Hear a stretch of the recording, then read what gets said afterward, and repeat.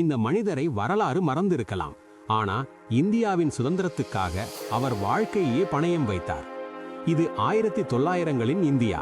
நாடு முழுவதும் அடக்குமுறையில் மூழ்கியிருந்த காலம். அப்போது இந்தியா முழுவதையும் கட்டுப்படுத்தியது பிரிட்டிஷ் ராஜ். அந்த காலத்தில் பீகார் மண்ணில் பிறந்தார் ஒரு இளைஞன். அவரின் பெயர் அனுராக் நாராயண் சின்ஹா.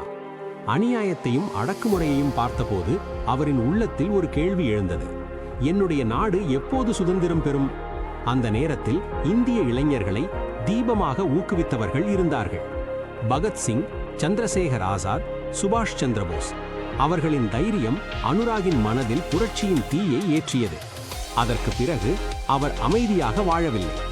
இரவு நேரங்களில் ரகசிய கூட்டங்கள், பிரிட்டிஷ் ஆட்சிக்கு எதிரான திட்டங்கள், சுதந்திரத்துக்கான போராட்டம். ஆனால் அது மிகவும் ஆபத்தான பாதை. பிரிட்டிஷ் படைகள் எப்போதும் புரட்சியாளர்களை வேட்டையாடி கொண்டிருந்தது. ஆனா பயம் அவரை நிறுத்தவில்லை. ஏனெனில் அவர் நம்பியது ஒன்றுதான்: சுதந்திரத்துக்காக வாழ்ந்த வாழ்க்கை பயத்தில் வாழும் வாழ்க்கையை விட 1000 மடங்கு உயர்ந்தது. 1947இல் இந்தியா சுதந்திரம் பெற்றபோது அது பெரிய தலைவர்களின் வெற்றி மட்டும் அல்ல, அது அனுராக் நாராயண் சின்ஹா போன்ற ஆயிரக்கணக்கான மறக்கப்பட்ட வீரர்களின் வெற்றி. வரலாறு அவர்களை எல்லாம் நினைவில் வைத்திருக்காமல் இருக்கலாம், ஆனா நாம் மறக்கக்கூடாது. ஏனெனில் நாம் இன்று சுதந்திரமாக வாழ்வதற்கு அவர்கள் வாழ்க்கையே அர்ப்பணித்தார்கள்.